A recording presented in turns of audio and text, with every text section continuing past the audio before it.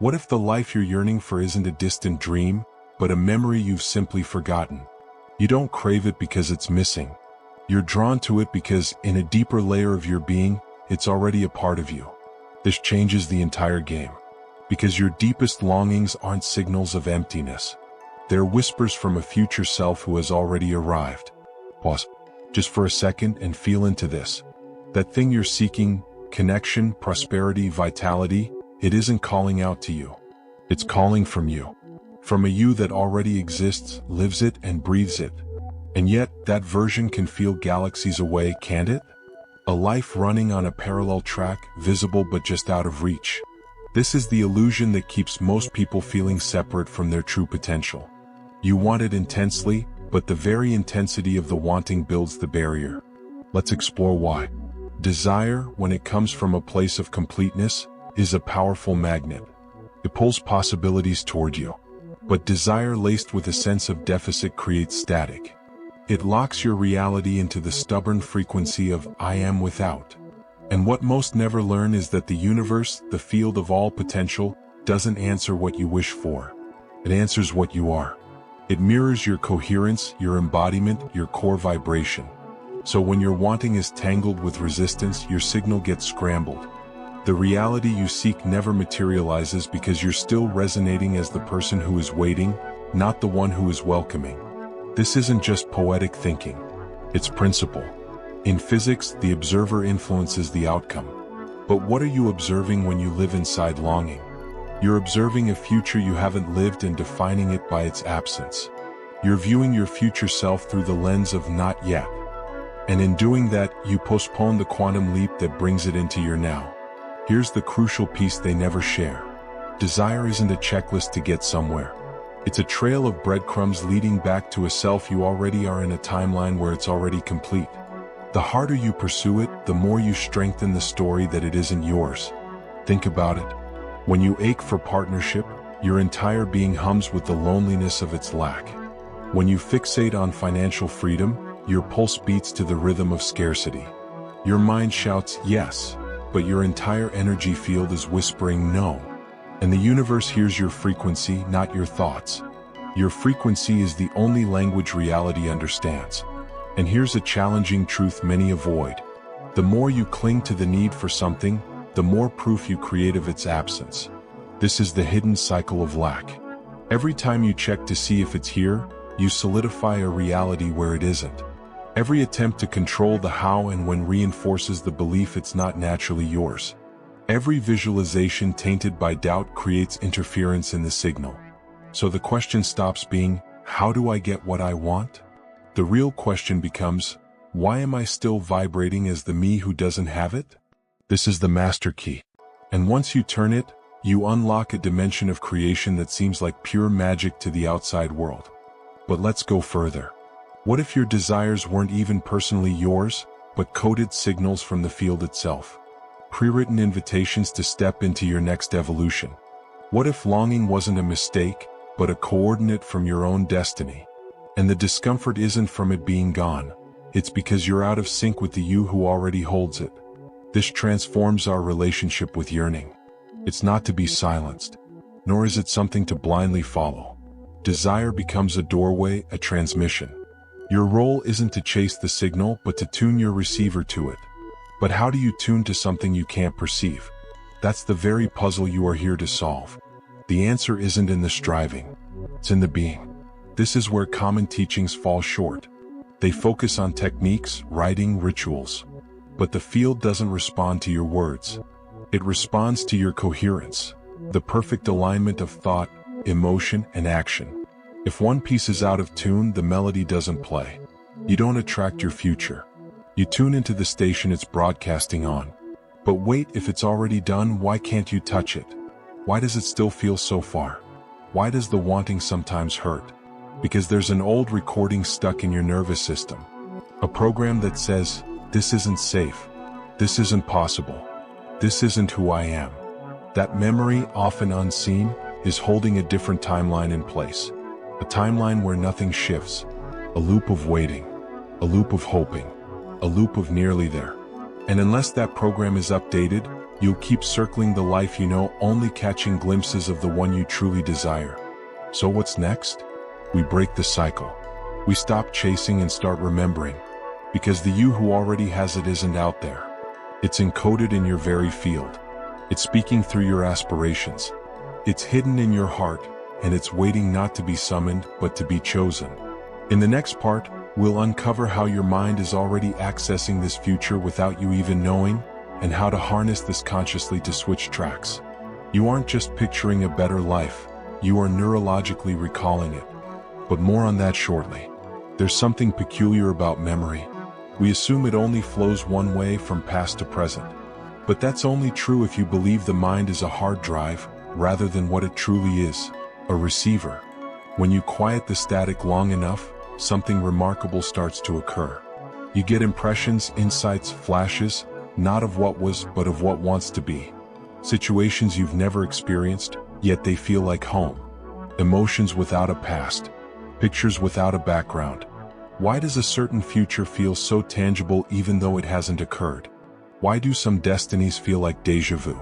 It's because your brain doesn't just recall the past, it recalls the future. Not as a metaphor, but as a neurological fact. Modern neuroscience in areas like neuroplasticity shows us the brain is essentially a prediction engine. It doesn't just record reality, it actively builds it. Every perception, every feeling, is a forecast shaped by previous information. But here's the key. When your inner world is saturated with a vision of the future, and that vision is repeated with enough emotional intensity, the brain updates its model. It begins to treat the imagined future as a memory. And once the future is remembered, the body falls into line. Your nervous system doesn't distinguish between what is physically real and what is consistently signaled. This is why people can heal from events they haven't physically lived through. The body tracks the signal, not the timestamp. Dr. Joe Dispenza talks about this as neurochemical conditioning. When you rehearse a future event with vivid clarity and strong emotion, your brain wires it as a lived experience. That's not just positive thinking. That's neural installation. And once installed, your body becomes a homing beacon for experiences that match that inner blueprint. It alters what you see, how you act, what you draw to you, and what you select from the infinite field of possibility. But this only works when you feel it. Visualization by itself is faint. It's an outline without substance. For the future to become memory, it must be felt with the same raw intensity you feel the past. Your heart must pound as if the triumph is already yours. Your breath must be full and easy as if the love is already present. Your stance must be solid as if you are already secure, prosperous, and fully alive. Without this emotional core, the brain files your vision under make-believe. But when potent emotion is added, especially elevated states like gratitude, joy, wonder, the brain changes the file from imagined to remembered. To feel it is to install it. This is where science meets ancient wisdom. Mystics have always said time is not a straight line, that your soul exists beyond past and future, and that your future self isn't ahead of you, but vibrates beside you at a different pitch. When your brain starts to resonate with that version, you begin to entangle with it. Quantum entanglement shows us that particles can be linked across space and time. Affect one and the other responds immediately. The same rule applies to consciousness. When you align your thoughts, feelings, and actions with a specific future, you entangle with the self already living it. And once entangled, your current reality starts to reconfigure. Gently at first, then undeniably. Coincidences become meaningful patterns. Doors open without force. People relate to you differently, not because they changed, but because your energy field shifted. And your field is the ultimate blueprint. But there's a catch, and it's where most people unintentionally sabotage the process. The body dislikes unfamiliar emotions, even positive ones. You've been conditioned for years, maybe your whole life, to feel anxiety, lack, and struggle. These feelings became home, and anything outside that emotional range feels strange, even joy. That's why it's often easier to slip back into worry than to maintain a state of thankfulness. The nervous system craves the known, not necessarily what is best for you. So when you start to install a future memory of plenty, love, or liberty, your body will push back. It will tense. It will question. It will try to pull you back to the predictable discomfort of the past. If you aren't aware of this resistance, you'll mistake it for a sign that it's not working. You'll stop the rehearsal. You'll let the uncertainty collapse the wave. You'll abandon the future before it can crystallize in the now. But here's the truth few ever grasp. Resistance doesn't mean it's wrong. Resistance means it's working. Because choosing a new emotional reality directly challenges the survival of your old self. The ego, the mental construct built on safety and identity, will fight to keep what's familiar. It will murmur, "This isn't you." It will insist, "This is unrealistic." It will use reason, past experience, even your own spirituality against you. But that's not truth. It's noise, static from a fading signal. You are not your history. You are the field of consciousness choosing its next expression. The more faithfully you install the memory of your future self, the more you overwrite the neurochemical dominance of your past. You rewire the mind to anticipate miracles. You retrain your system to accept joy. You shift your entire being into coherence. And coherence is the master key. Because in a coherent state, where heart and brain are in sync, your energy field becomes potent enough to collapse probabilities into physical form. This is the true science of creation. Not wishing, not hoping, but remembering who you already are in a future that is whispering back to you now. The only question that remains is this: will you continue living the default program of your past, or will you become the living memory of what's already waiting for you? You are collapsing a reality in this very moment. Not by force, not by plan, but by something far more powerful: your observation. And the question is, what are you observing? Because if your focus is locked on what's missing, your heart tied to what hasn't happened, and your energy centered on what could fail, then you are not observing the future you desire. You are reinforcing the one you fear.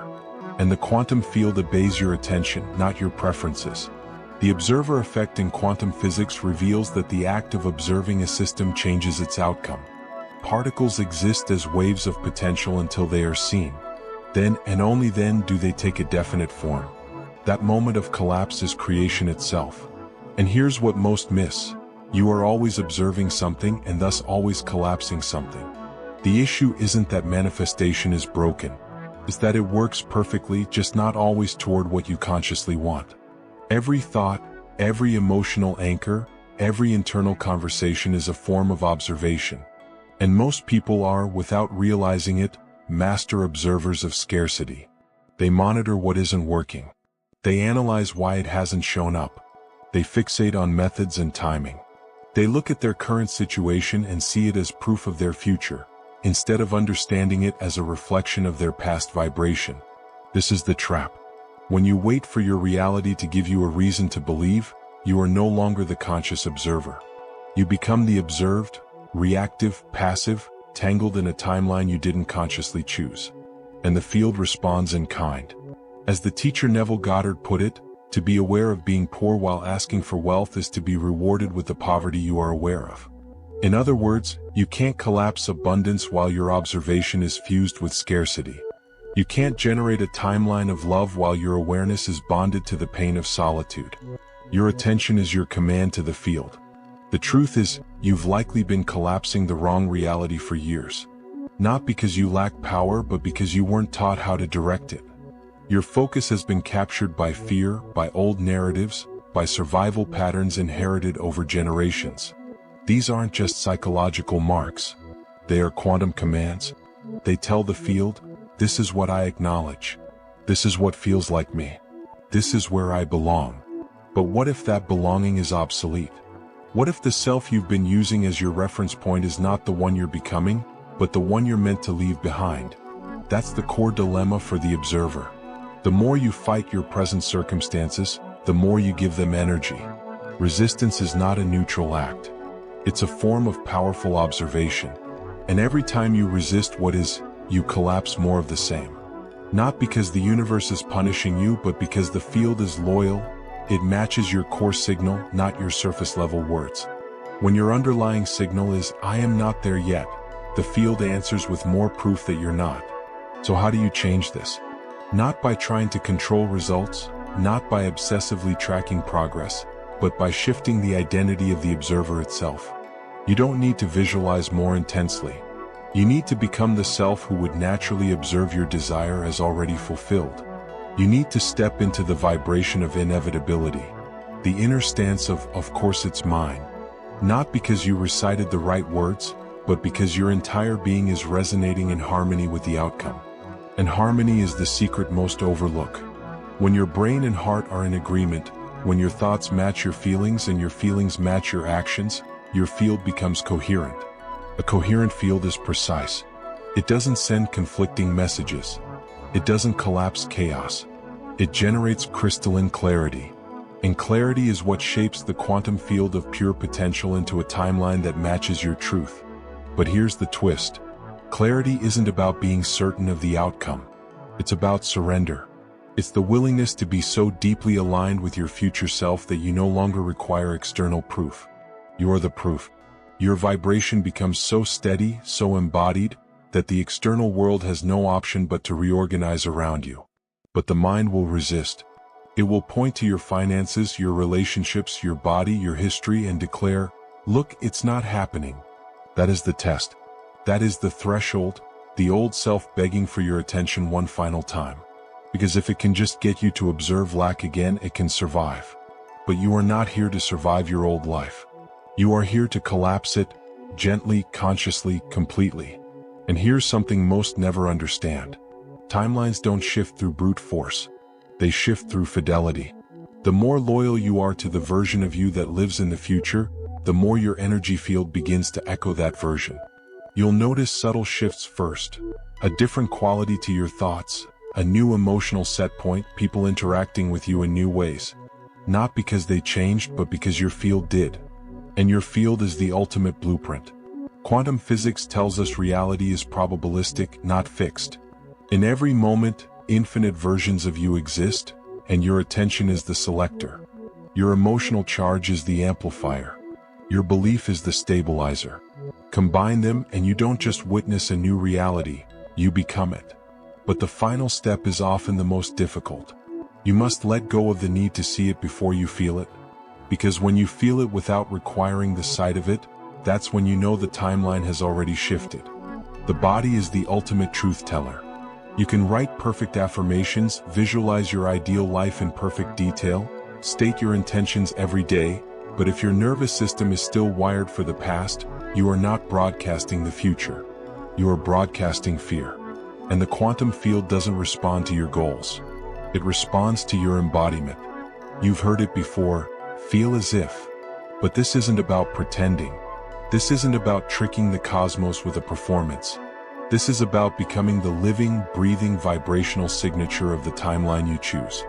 Not thinking it, not wanting it, but living it emotionally, energetically, biologically, before any external evidence appears.